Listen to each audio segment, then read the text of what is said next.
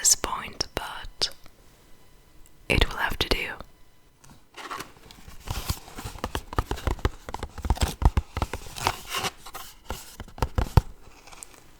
I have brought this kind of bag tea, which I usually don't drink bag tea, but this time it will have to do. It's this green tea with citrus flavoring.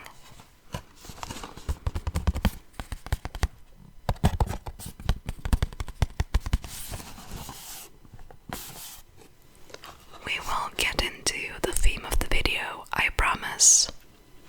Just one thing at a time, okay?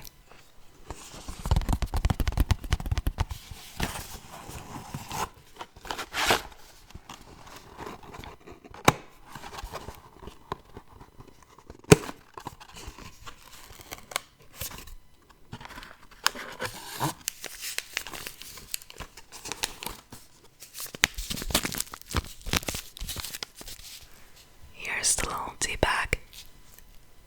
It says green tea and citrus grass.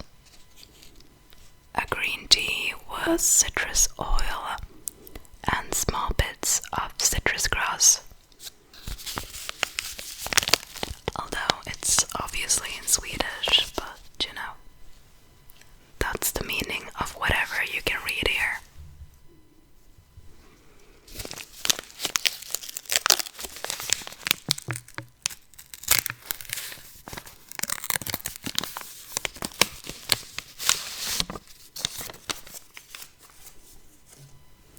Just going to put that to the side.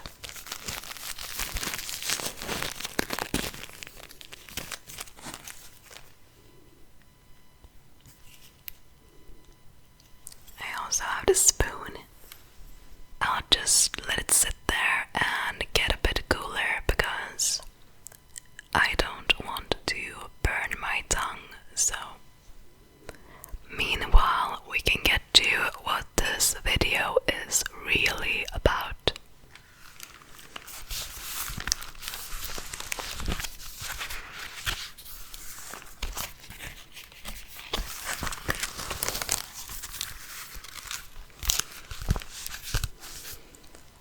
This here spiral bound notebook.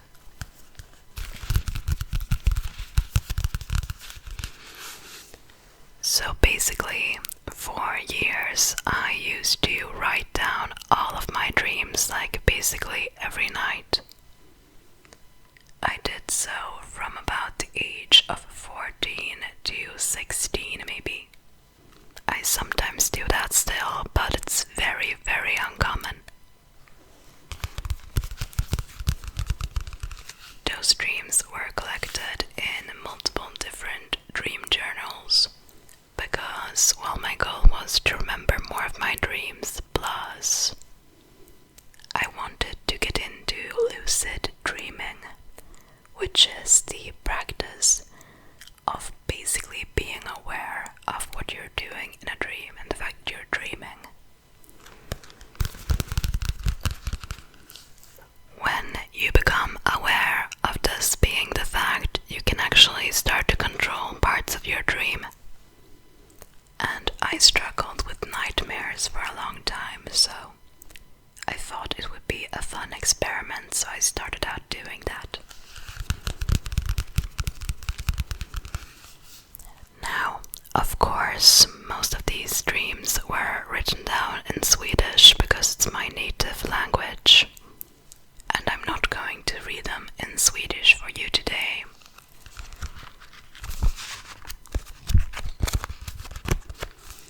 So I have written down some of the dreams from one of my dream journals into this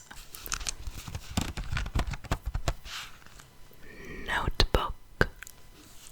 In English, just done like a rough translation.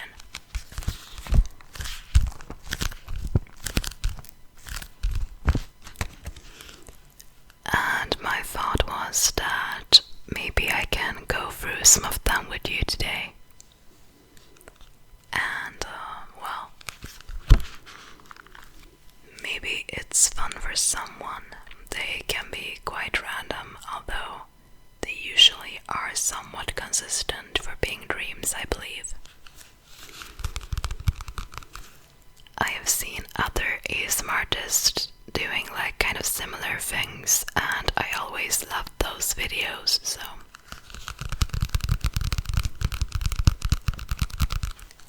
just thought it would be a natural thing for me to do as well, because I love recording my dreams. We'll go through a few of them because some of them are kind of long, some are shorter. Maybe around like 10 pages. That would be like a logical amount to go through. Worth mentioning that I have had to censor kind of a lot of the names and given them names like A, B, C, etc. This is totally for their privacy because I'm still in contact with two of the people involved in my dreams here, except for like my parents, but you know. So with that said, let's look at the first dream, which is also the most detailed one in this one.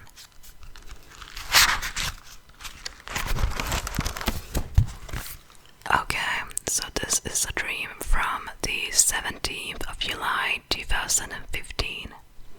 So I must have been 15 going on 16, so it's an old one. Poor children were not meant to stay alive and live their lives, but instead being used as organ donors for the rich parts of the population. The poorer people, really all of us, had to die and give their organs to their owners, as we call them apparently. If an adult, they would let you live because of a need for workers. This is not the beginning of the dream, however, as that one begins before these rules were set in place.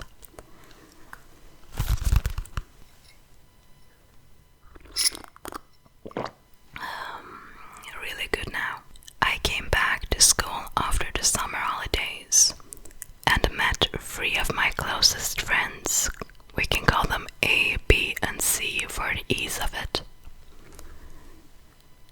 A desperately tried to get a word with me, but we were always separated by strange circumstances, making him very sad.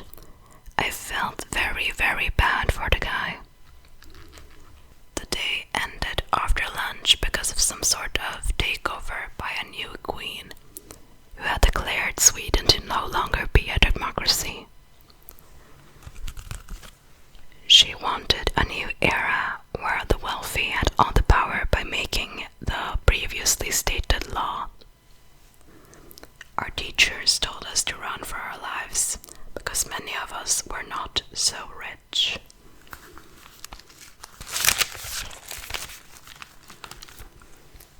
I went home to my parents. On my way there, I saw children playing in the streets. They reminded me that this may be their last time playing outside, which made me very sad. The next thing I remember, we were hiding in a second-hand store in my town. Whilst there, with my family, except for my brother, who was not part of the story, as well as many other kids and their families, we ate ice cream, because we knew we might not get to eat that in years. I found many good books that I tried to read, but I could not understand the language they were written in.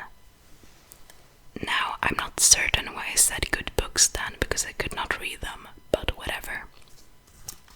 We weren't there for long, but what happened was that I looked in my inbox and I had gotten tons of emails, like 20 to 30 of them apparently.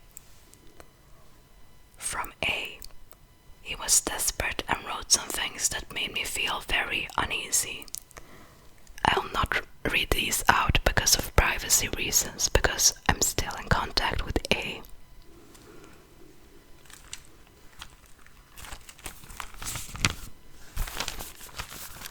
B also messaged me, but asking for more practical information information, like if I knew any good places to hide.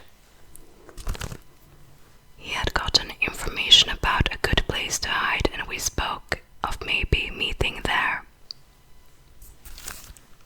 Apparently, this one officer can fake our deaths by catching us, using his position to trick people to get us to where we need to be. This place was in an apartment building close to the killing facilities where staff and officers usually lived. The issue with this obviously being that they might see us through the windows. It was extremely cold outside, and I sadly did not have gloves, making my mother very disappointed, although she did not say it, but I felt it. I was playing dead though, so I couldn't just stand up and get my things, and if she did, it would be suspicious because corpses do not need gloves. This is the strange part.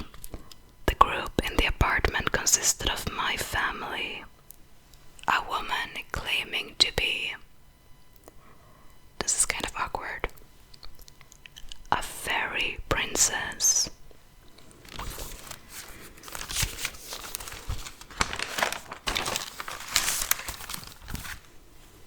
And a few loud boys that often ran off. A and B both sent me messages whilst there until the fairy princess told me that people could trace the messages. It might be a trap. She also had a third eye, making her aware of the future to an extent, or rather possibilities, just before they happened. She looked like this anime character from a very bad anime, in my opinion, called No Game, No Life.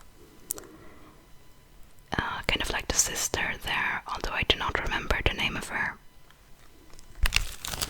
Mixed with Garnet from Steven Universe, plus wings, so I guess the third eye kind of thing was due to Garnet from Steven Universe. I still had 2 years until adulthood, although I would have no way of proving my age, which is fun when you look kind of young, which, yeah, that's still the case. One day, there was this message to all that children could go free the rest of the day. I was allowed to go out and watch Hunger Games Mockingjay Part 2 on cinema, and I did write a note here telling me that apparently this movie had not been in cinema at this point. On my way there, I saw C in a car, and it made me scared because no one was driving it. She was just sitting there alone. The movie was only a short summary that lasted 10 minutes or so. I ran out because it was likely a trap. Life continued as it had been. At some point, I got anxious because A and B were acting strangely. I guess I didn't listen to the fairy princess and emailed anyway. I was certain that they were hiding something from me. A wrote that something had to be done now or never. Right after that, B hacked my iPad and opened Skype to get my position. I got freaked out and told the rest that we had to move. Then A showed up and told me that nothing was real. In actuality, they were not killing kids at all, just tricking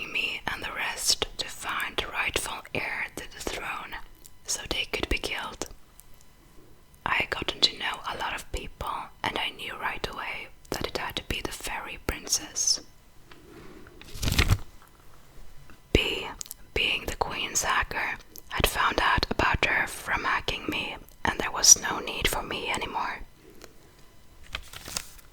This was the reason for A finding me, as he wanted to kill me. This is kind of sad because I would never think that A would betray me. B maybe, but not A. I ran for my life and the streets were empty. I woke up.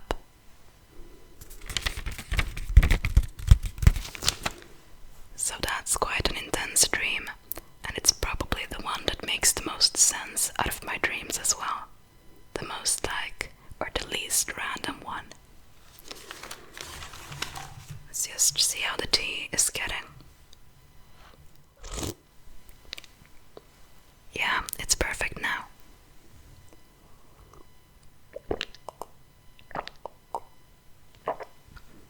Okay, so that was the first one.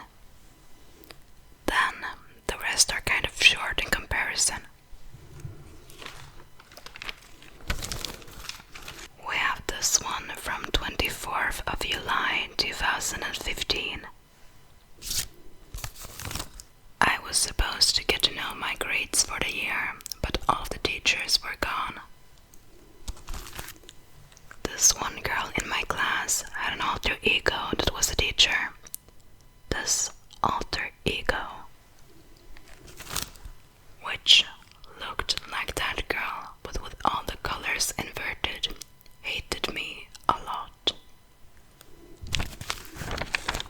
She did everything to make me fail this insanely important test, and I realized as much, so I fled to New York where my grandparents had moved.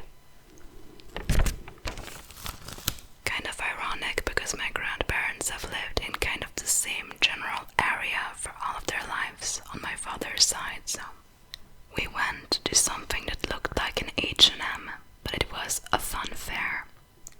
I was too short to ride any attractions, but got this robot from a lady instead.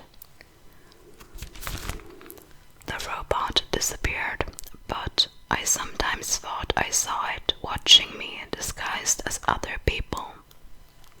I became very paranoid and went back home.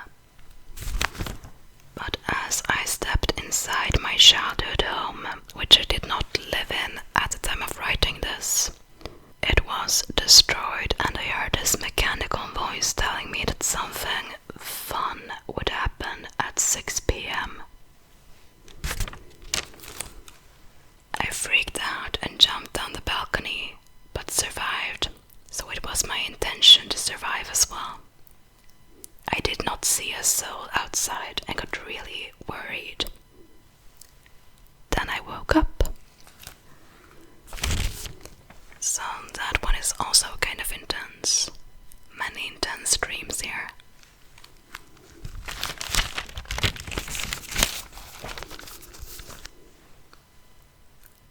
Okay, so this one is from 3 days after that, 27th of July 2015.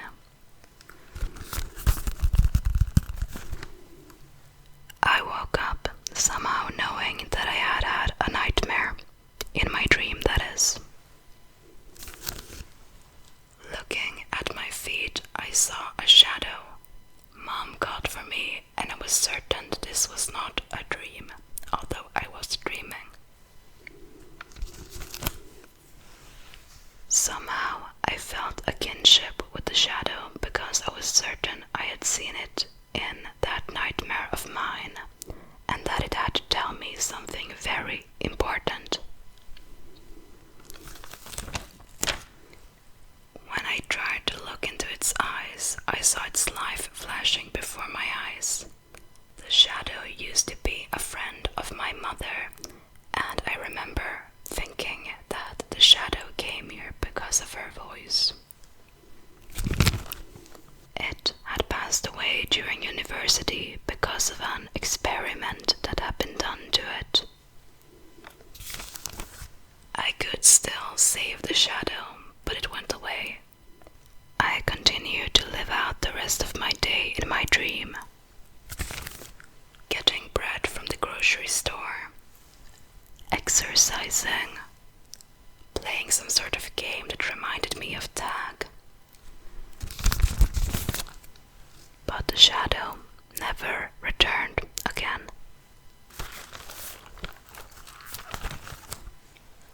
This is from the day after that, 28th of July, 2015.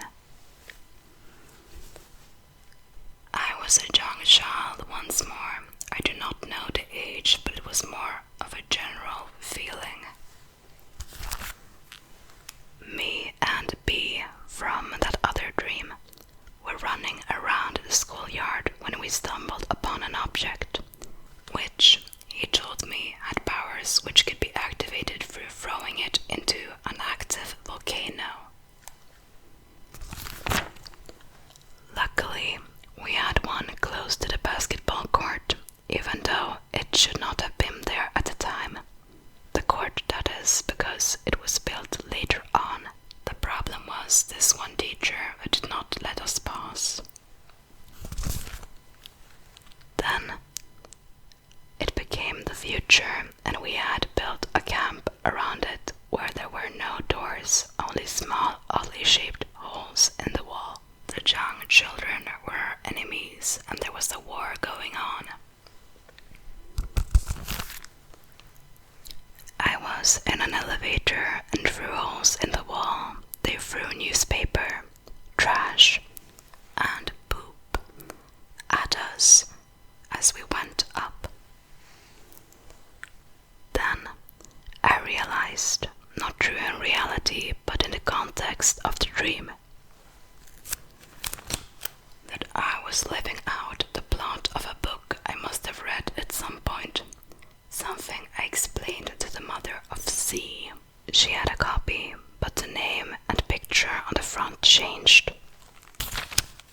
The more I looked at it, I knew there had to be witches who controlled everything around me. And she agreed, but telling me some were good as well. Her daughter and I, C with other words, were eating hamburgers and looked at places to travel online. There were sheep once to Norway and Iceland, but I was really adamant I did not want to go there, even starting to cry because of it. Believe it or not, but me crying is a very common thing in my dreams. It more than likely happened in the other ones as well, although I did not mention it. Apparently, the water was cold and people had to warm it manually. However, I'm not certain how that is done. Apparently, there was this concert with a boy band the two guys in my year wanted to go to as well, but I got insulted by them asking. As the band was clearly One Direction, which I disliked. The tea is getting slightly cold here, but I'm going to drink the last bit of it.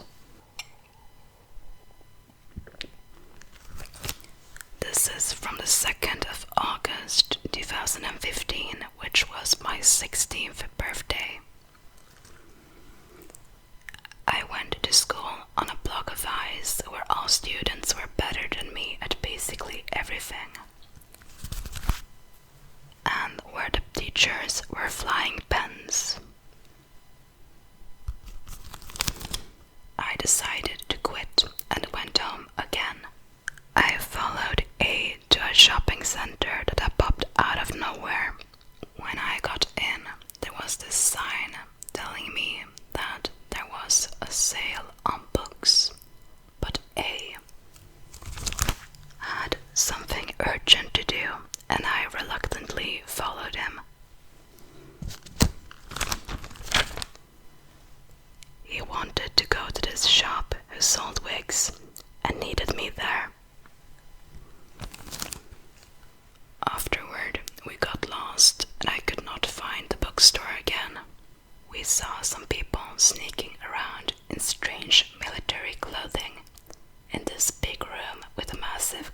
window and followed.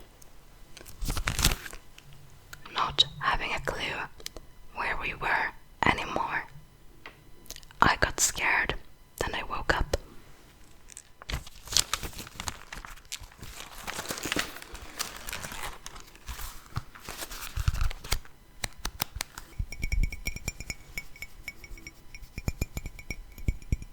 That was, well, they were all of my dreams that I decided to translate. If you ever want me to read some strange dreams again, just ask me in the comments and I will probably oblige. Because this was a really fun idea.